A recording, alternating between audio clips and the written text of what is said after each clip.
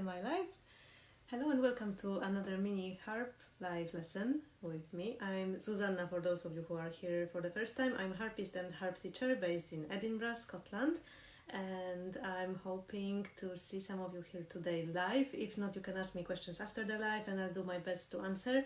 Please let me know if you can hear me, if you can see me. You can also just say hello. It's always nice to see someone watching. Always a bit funny to start when you don't see anyone. Today's topic is turning on the harp, which is this kind of figure, or the other way around. Basically anything which needs your fingers to be replaced and change the direction while playing.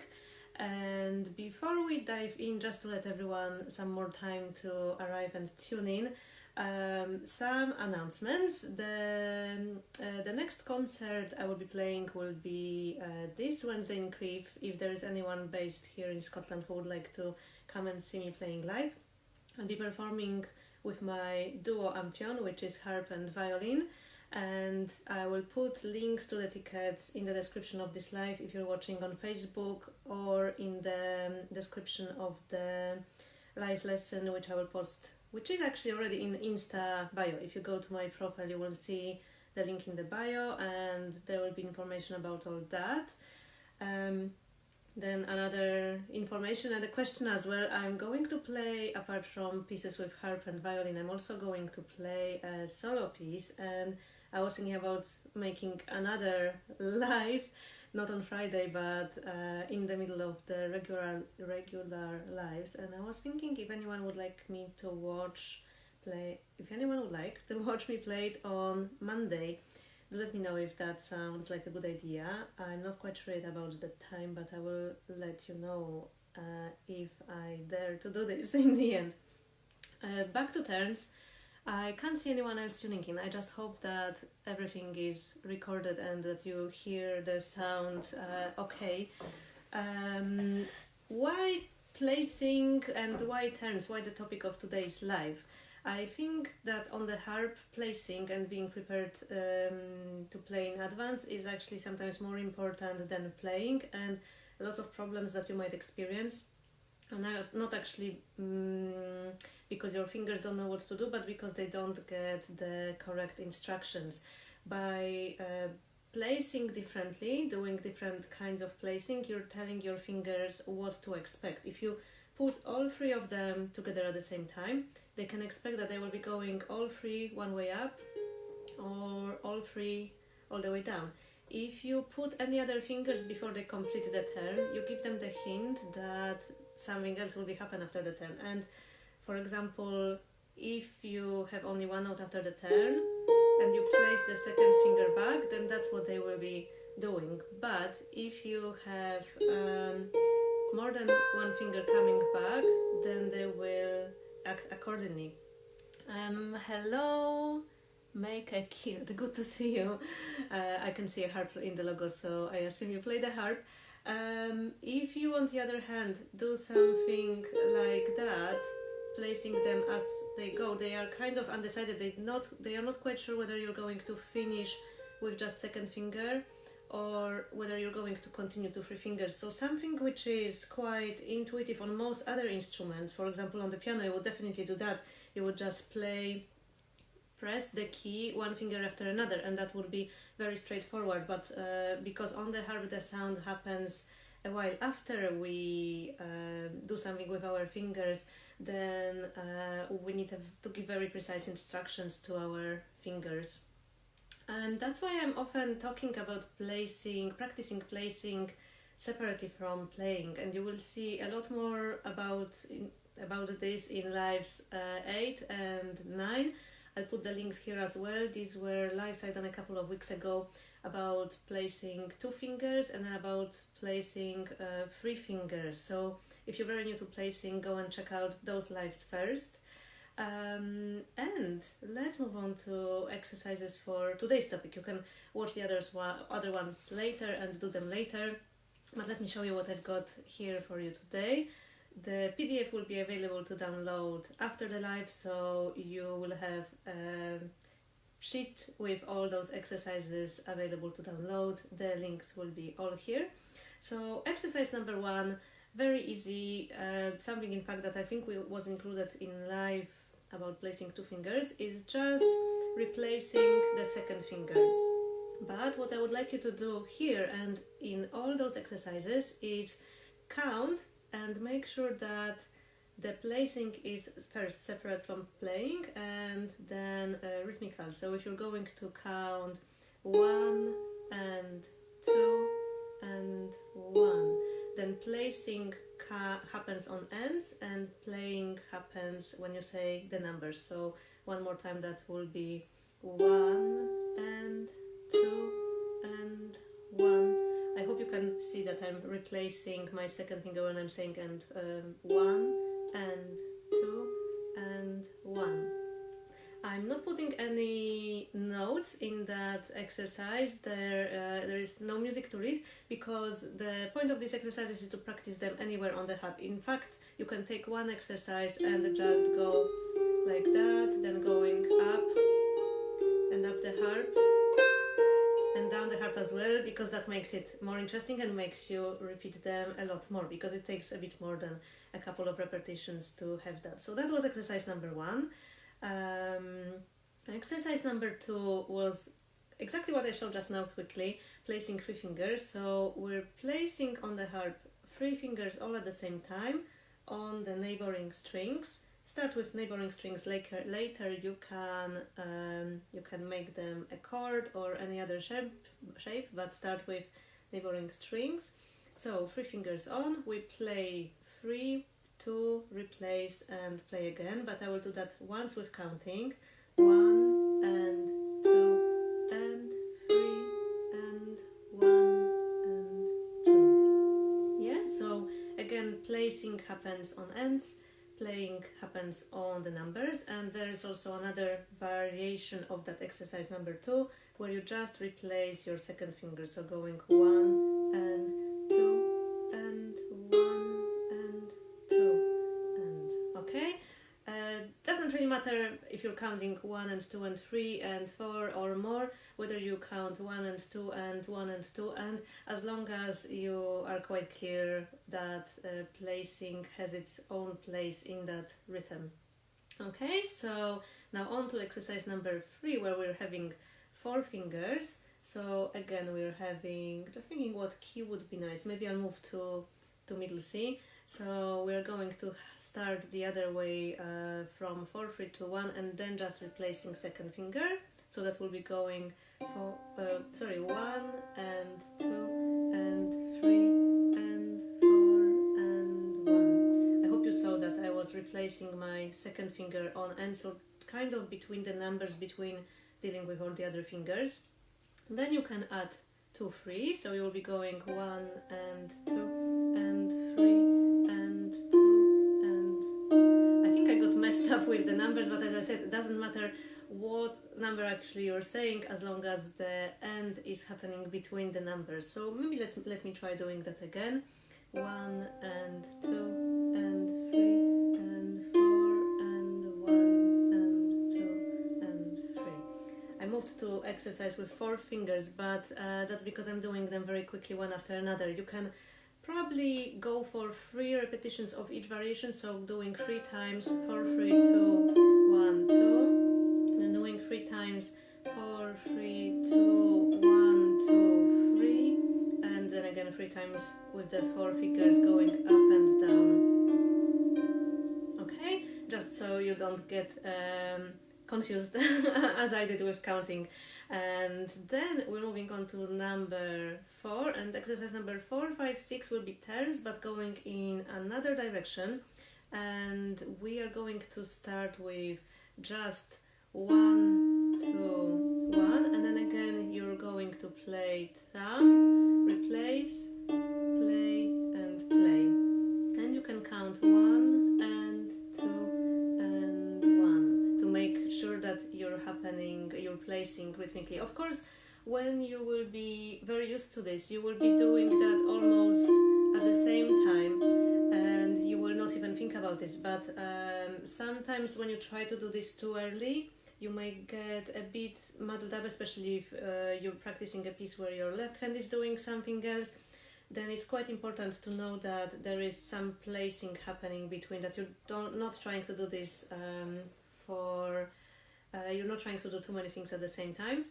I'm just going to have a quick look at Facebook. Hello, hi Eva, good to see you here. And if there's anyone else watching, just say hello or ask any questions that you may have. Happy to answer at any time. I hope you can see everything, that I'm not covering too much with my music. Let me know if it's okay. I hope the most important thing is that you still can see the harp. And so exercise 4 was changing the direction. We've done 2 fingers and now on to 3 fingers. That will be again placing all 3 at the same time. Playing 1, playing 2, replacing, and then playing again. And again you can count 1 and 2 and 3 and 1 and 2. Okay? Then exercise number 5, it seems that my battery is running low on Instagram. I hope it will manage to survive until the end of this live. If not, jump on Facebook and I will continue there. Then exercise number 5 will be 4 fingers in the other direction, so going 1 and 2 and 3 and 4 and 1 and 2 and 3. Alright?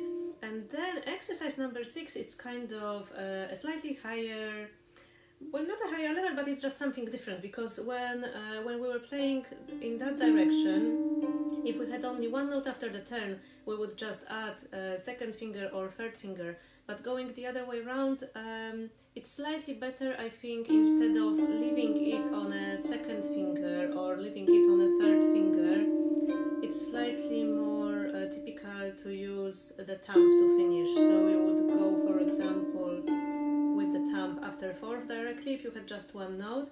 And those exercises, those 3 variants in exercise number 6 are exactly about this kind of fingering. So with 1, 2, 3, one note added after, you would go 1, 2, place, 3, 1, and then with 4 fingers, that's what I was showing you earlier, place, play the thumb, and then if you have 2 more notes after 4 fingers, you would go with 2 and 1, so skipping 3rd finger. You would go 1, 2, 3, place 1 and 2, play 4, play 2nd, play thumb. Okay, I think those exercises are very useful to do always, to make them as part of your warm-up and get them out every now and then, just to reinforce that feeling in your fingers that when they are placing and doing anything going in one line, that they need to go back together. So I would practice them quite often, regardless whether you actually need them in a piece or not. And now the piece that I wanted to show you today is from the first Harp Book by Betty Paret. Let me show you the cover. I think I was showing that to you already in the lives before. That's that book, first Harp Book. Because it's actually a really good one for beginners. Instagram is complaining that there is very little battery left, but I hope it will still work. If it cuts off, you will have the PDF on the website, and the video from the lives will be always uploaded to my website. The link is already in the bio. So maybe I'll play the Rondo to any of you who are not familiar with the book, just so you see what that piece is about. And that piece is part of Grade 1 ABRSM syllabus, so it's suitable for people who play the harp for about 1 year, 2 years, so beginners, and it's all fine to be played on a lever harp. The range is from the lowest A on a 34-string harp, and the highest note is C, D. The highest note is D. Yeah, there is nothing higher. Let me play that to you before the Instagram stops. So here it is, Rondo by Betty Paret.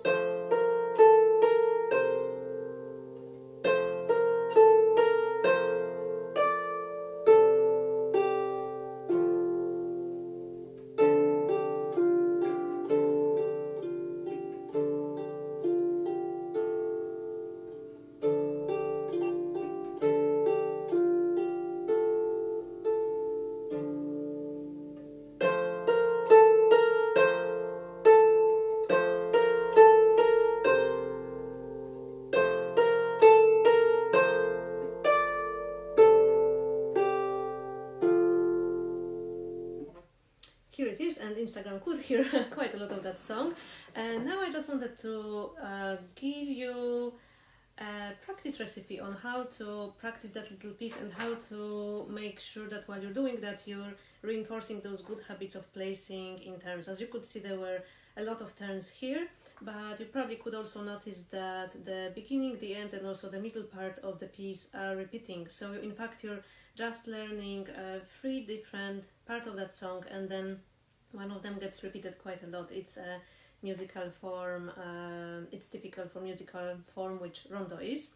So on day 1, when you're approaching that piece, I would do a lot of exercises 2 and 4. So there were the ones where you were practicing the turns this way and the other way with 3 fingers. You can also do all the other ones, but if you're short on time or practicing other pieces, 2 and 4 are the ones which will be most useful in that piece. Then on day 2, I just wanted to say that those days 1, 2, 3 and 4 are sort of just indication that one thing should be done on a different day than the other. I'm not saying that you will be that you should all learn to play that piece within a week. It's just an indication that maybe it's best not to do all of it in one day. So I'm just saying which should be done on which day, but it's perfectly fine to repeat day 2 a few more times. Day 5, maybe it's fine to do it over 3 days, doing the same thing and maybe jumping back. So here it's up to you. You will know yourself best and you will know how you're feeling about this and whether it's working or not really, and then it's perfectly fine to go back. On day 2 you would do these exercises again. You can treat them as a warm-up, and then I would do just the first line of the right hand, playing that with right hand on its own, and maybe stopping after that first turn and just getting your left hand to repeat the same thing. I know that left hand is not playing any of the turns at any point in this piece, but this is why I think it's quite a good thing to do. Sometimes when you've got a complicated right hand line, it's very helpful to just get left hand to the same thing, because then left hand is also practicing and learning, and for right hand this is just another opportunity to practice, and repetition is always helpful. Then line 2, you've got the same figure, just different notes and different direction. And I would also practice that with the left hand for the same reasons. And that would be it on the day 2, just making sure that you're very confident about where those turns for left hand and right hand are. Then the next day, so it could be day 3, it could be day 4, 5, but I suppose better to do it on a different day and not do the same thing at the same time. I would repeat what you've done before, and in the line 2 get the left hand to play together with the right hand bars 2, 3, 4 and 6, 7, 8, where you have the jumps and sharing a few notes between the hands. And here you're practicing placing really quickly from one note to another, so even if it means dumping a note really quickly, try to be there before you have to play with the other hand. Then the next day, repeating all that, so the line of the right hand with the left hand if you want to, revising what you've done with that jumping section between the hands, and adding the sorry, just lost myself in the days, and then jumping to line 4 where you have this long line of repeated turns. I would practice that with taking a lot of breaks. You don't have to do whole 4 bars in one go. You can just do 2 bars to get used to switching between the turns. And even if you can comfortably play the whole line, still take breaks and maybe go to line 1, go to line 2, because this can be quite tiring if you're doing that for the first time and you haven't done this kind of figures before. And then on the next day, because I think that that line 4 would need a bit more time to be settled on its own, you can again do this with the left hand, so the left hand gets to practice this kind of figure as well. And then the next day you can finally start putting left hand together with right hand in some parts of that piece, and I would suggest that you start from line 1, because that kind of accompaniment will repeat later, And when you do add the left hand, try focus on placing that left hand really early, even if that means dumping a bit sooner than you would normally. So going 1 and just to show that left hand where it's going. And then when it's changing the position, again trying to be there really soon. And back again, okay? Just so that left hand is very, very comfortable about where it's being. Even though right hand has more notes here, most beginners find that it's left hand which is causing them trouble, just because it's not there when they want it to be somewhere. And that's again this strategic thinking about playing the harp. And then you can start adding left hand to bar 4, and I would start doing this from the end, because the end of the line 4, the last 4 bars, look like that. So it's quite an unexpected change, because we for the first time have placing 1 and 3rd finger together, coming off with the both hands, and then we're placing and playing just 1 note at a time. So with line 4 I would start with the 2 bars at the end, and then go back, do 3 bars at the end, so that will be looking like that. Again placing left hand early. See that you will need to stop and do that quite a bit, that very ending, because it's a pattern which wasn't happening anywhere else. And then you can go from 4 lines before the end, again placing early.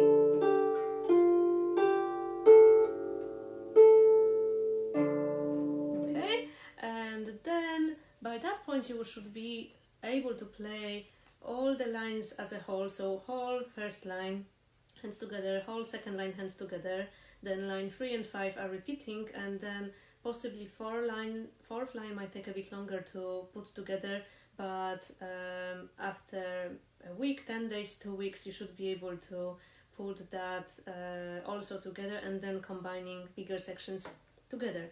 At the end of each line you've got a minim, and try using that time that you've got there, 1 and 2, and to move as soon as you can to the next note, the first notes in the next line, because as we're practicing those lines as a whole, we kind of forget that there's something happening afterwards. So it's quite important that when you get to putting the bigger sections together, you make sure that you're already looking ahead and using that time to prepare your hands for what's happening next.